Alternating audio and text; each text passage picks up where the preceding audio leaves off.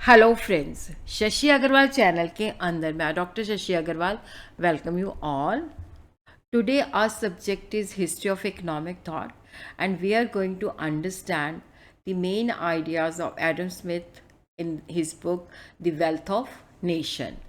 अगर आपको मेरा ये एफर्ट सही लगता है तो डू लाइक माय वीडियो, इसको शेयर कीजिए और मेरे चैनल शशि अग्रवाल को सब्सक्राइब कीजिए.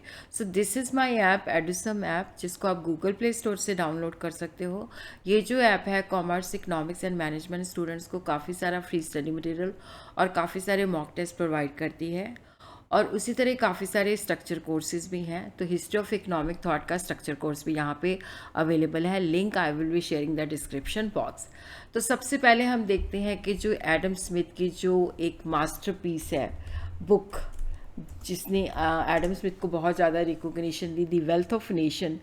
अगर हम बात करें Smith's main work an inquiry into the nature and causes of wealth of nation, जिसको शॉर्टली हम दी वेल्थ ऑफ नेशन कहते हैं, इसको पब्लिश किया गया था 1776 के अंदर. देखो, इस बुक की जो वास्तविक इसका जो क्वालिटी है, इसके अंदर है कि जो एडम स्मिथ है उसने एग्जिस्टिंग आइडिया और जो उसकी थिंकिंग इतनी मेच्योर थी और किस तरह से उसने उन सबको इंटरप्रेट करके उसको जोड़ के इस बुक के अंदर काम किया. अब हम बात करते हैं कि जो वेल्थ ऑफ नेशन है वो किस बारे में इकोनॉमिक्स को डिफाइन करती है. The wealth of nation define economics the science of wealth. It is concern with inquiry into the nature and causes of wealth nation, जिसका मतलब है कि इकोनॉमिक्स वेल्थ के साथ डील करती है. किस तरह से लोग इतनी ज़्यादा वेल्थ को जो है एक्वायर करते हैं, किस तरह से उसको अर्न करते हैं, किस तरह से उसको स्पेंड करते हैं. तो यहाँ पे जो वेल्थ ऑफ नेशन है वो कहते हैं कि wealth is everything for man. जो सब्जेक्ट मैटर है इकोनॉमिक्स का, डैट इज़ दी वेल्थ, कि किस तरह से हम वेल्थ को इन्हांस कर सकते हैं. वेल्थ ऑफ नेशन जो है डील करती है लॉ ऑफ प्रोडक्शन के, किस तरह से हम वेल्थ को प्रोड्यूस करते हैं, किस तरह से उसको डिस्ट्रीब्यूट करते हैं, किस तरह से हम उसको स्पेंड करते हैं. तो सब्जेक्ट मैटर जो है that is the wealth. The book deals comprehensively not only the domestic economy को तो डील करती है, साथ में इंटरनेशनल इकोनॉमी को भी डिस्कस करती है, और उसके साथ जो human welfare, material happiness, jurisprudence and ethics की बात भी करती है. Wealth of nation consist of introduction of 3 pages, जिसके अंदर 5 बुक्स हैं, एक शॉर्ट अपेंडिक्स है. अगर एग्ज़ाम के अंदर हमने लिखना है तो ये उसकी समरी है. The first 2 books deals with the theories of production, exchange and distribution. Third book deals with the economic history of European countries, agriculture, rise of cities and towns. Fourth book contain a critical analysis of the physiocratic and mercantilist theory. Last book deals with public finance, taxation and state interference. और उसी तरह अगर हम लोग competitive exam की तैयारी करें तो यहाँ पे मैंने डिटेल के अंदर दिया है कि जो वेल्थ ऑफ नेशन है ये इकोनॉमिक थ्योरी को भी कवर करती है, इकोनॉमिक पॉलिसी के साथ भी डील करती है. वेल्थ ऑफ नेशन को 5 बुक्स के अंदर डिवाइड किया गया है. बुक 1 जो है कवर करती है कि किस तरह से लेबर की जो प्रोडक्टिव पावर है, what are the cover the causes of improvement in the productive power of labour, कि लेबर की जो प्रोडक्टिव पावर है उसके अंदर क्या रीज़न है जिसकी वजह से इम्प्रूवमेंट होती है. और उसी तरह distribution between different ranks of the people bye means the division of income, जो है कितनी लेबर को जाएगी, कितनी लैंडलॉर्ड को जाएगी, कितनी इंडस्ट्रियल एम्प्लॉयर को जाएगी. और उन्होंने यहाँ पे डिवीज़न ऑफ लेबर जो है उसके वेरियस एस्पेक्ट को डील किया है.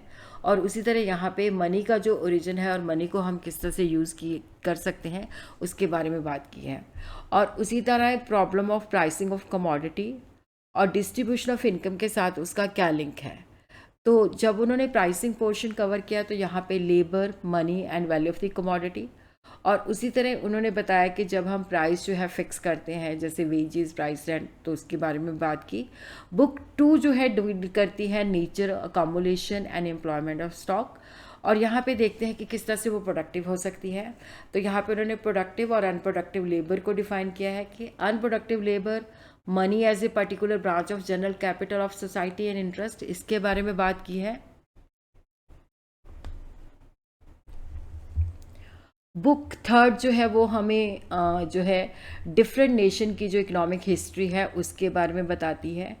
और बुक फोर्थ जो है सिस्टम ऑफ पॉलिटिकल इकोनॉमी, जिसको अलॉन्ग विद मर्केंटलिज्म एंड फिजियोक्रासी और बहुत ही जो ट्रेड की प्रैक्टिसेस हैं, रिस्ट्रिक्शन है, ट्रीटीज ऑफ कॉमर्स है, ट्रीटमेंट ऑफ कॉलोनीज है, उसके बारे में बात करती है। बुक 5 जो है that is the title of revenue of the sovereign of Commonwealth. तो ये स्टेट का एक्सपेंस जो डिफेंस के ऊपर, जस्टिस के ऊपर, पब्लिक वर्क्स के ऊपर, पब्लिक इंस्टीट्यूशन के ऊपर, स्टेट इटसेल्फ की मेंटेनेंस के ऊपर, और रेवेन्यू पोर्शन के अंदर टैक्सेस का पोर्शन, उनके प्रिंसिपल्स और इसी तरह पब्लिक डेट्स के बारे में बात करती है। बुक 3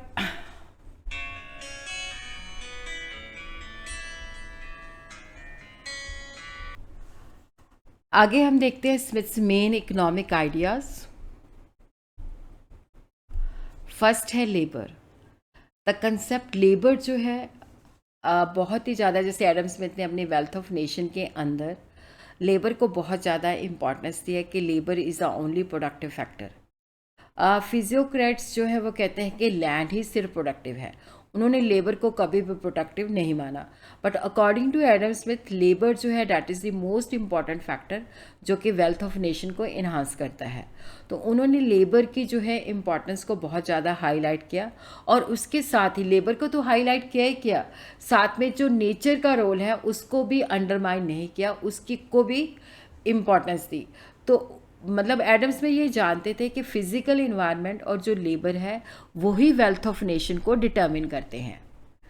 उन्होंने प्रोडक्टिव और अनप्रोडक्टिव लेबर के अंदर जो है डिफ्रेंशिएट किया।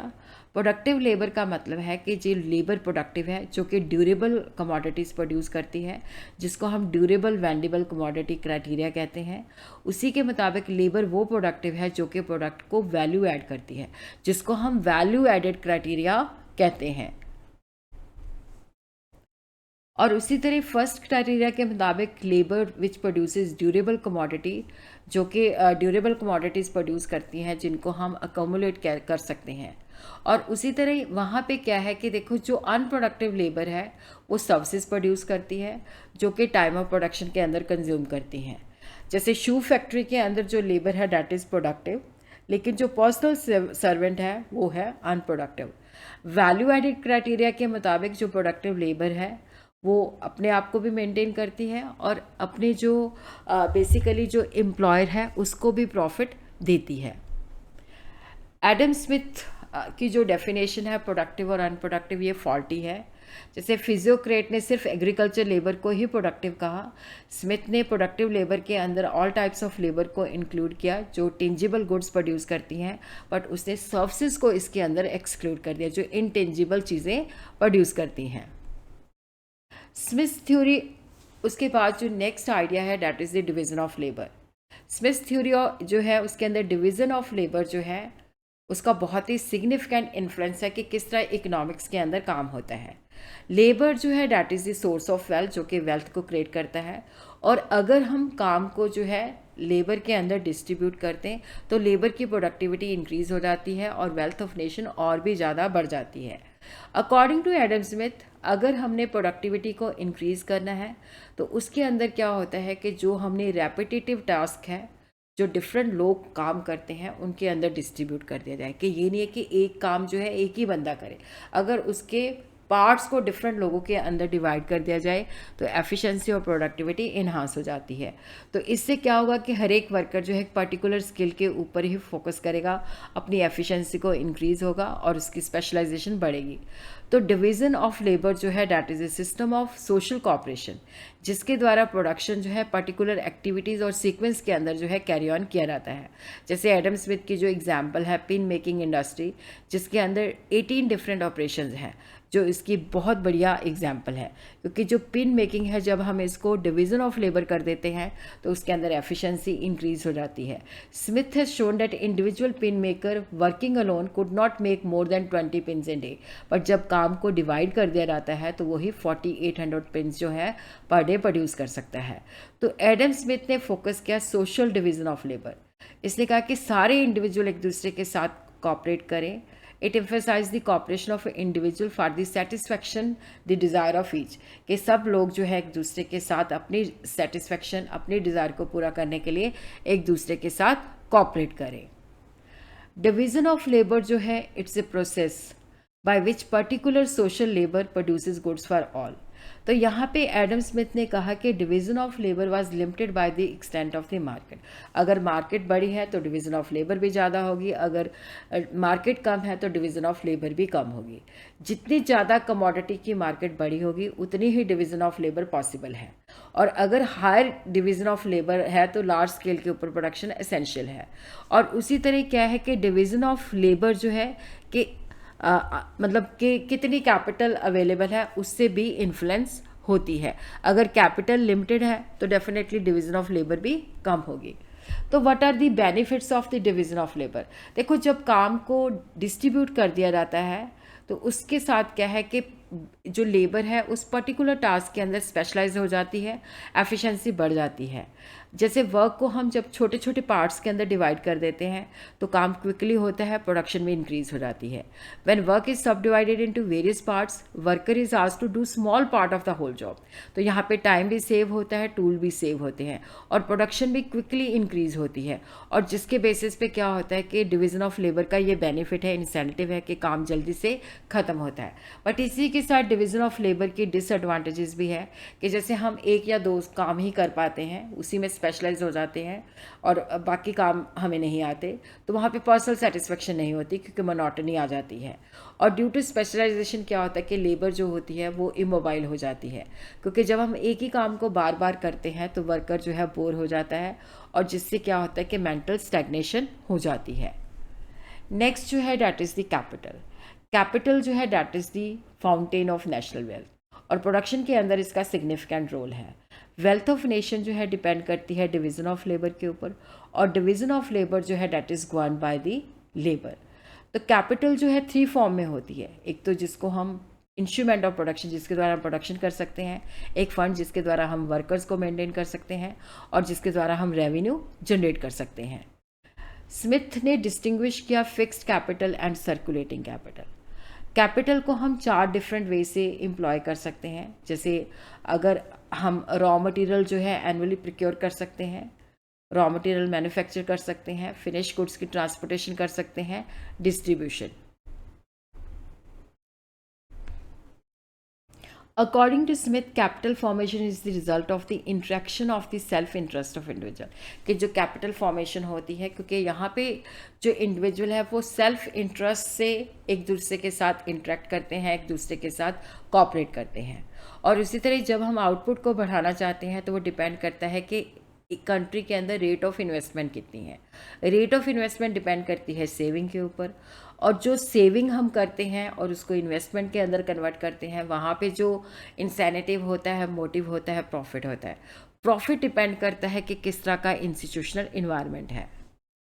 और उसी तरह एडम स्मिथ ने रोल ऑफ इंटरेस्ट जो है सप्लाई ऑफ कैपिटल के अंदर भी इसको रिकॉग्नाइज किया कि अगर रेट ऑफ इंटरेस्ट फॉल कर जाता है तो सप्लाई ऑफ कैपिटल बढ़ जाती है, लोग ज़्यादा निवेश करते हैं। और उसी तरह एग्रीकल्चर को उन्होंने हाई प्लेस दिया, इम्पॉर्टेंस दी कि एग्रीकल्चर के अंदर जो हम निवेश करते हैं ये बहुत ज़्यादा प्रोडक्टिव है, क्योंकि एग्रीकल्चर के अंदर कुदरत भी जो है जो लेबर है उसके साथ लेबर का काम करती है, आदमियों के साथ लेबर का काम करती है और प्रॉफिट जनरेट करने में हेल्प करती है। मनी जो है that is an instrument which facilitate exchange, क्योंकि पैसे दे के हम चीज़ों को खरीद सकते हैं, चीज़ों को बेच सकते हैं, और मनी के बिना जो है वो प्रोडक्शन और कॉमर्स पॉसिबल नहीं है। तो ये एक इम्पॉर्टेंट फैक्टर है जिससे डिवीज़न ऑफ लेबर की एक्सटेंशन होती है। और मनी जो है डैट डिवेल्प स्पॉन्टेनियसली, क्योंकि बार्टर सिस्टम होता था, बार्टर सिस्टम के अंदर बहुत ज़्यादा प्रॉब्लम होती थी, तो जिसकी वजह से मनी का ओरिजिन हुआ। अकॉर्डिंग टू हिम मनी का जो फंक्शन है मीडियम ऑफ एक्सचेंज, दूसरा जो है जो वस्तुएं हैं उसकी हम पैसे को मेयर कर सकते हैं कि ये वस्तु कितने वर्थ की है, और मनी जो है इसके बेसिस पर हम नॉर्मल प्राइस ऑफ कमोडिटी को डिटरमिन कर सकते हैं। उसने बुलियनिस्ट पॉलिसी ऑफ द मर्केंटलिस्ट को रिजेक्ट किया कि मनी जो है सरप्लस मनी को हमें घर में रखना चाहिए। उन्होंने एग्जाम्पल के साथ बताया कि जो सरप्लस क्वांटिटी ऑफ मनी है इसको हमें दूसरे देशों में भेजना चाहिए, और उसी के साथ ही उन्होंने कहा कि जो क्वांटिटी ऑफ मनी सर्कुलेशन में है वो डिपेंड करती है कि हमारी इकोनॉमी के अंदर level of internal economic activity कितनी है। तो बाकी जो है अगली वीडियो के अंदर करेंगे।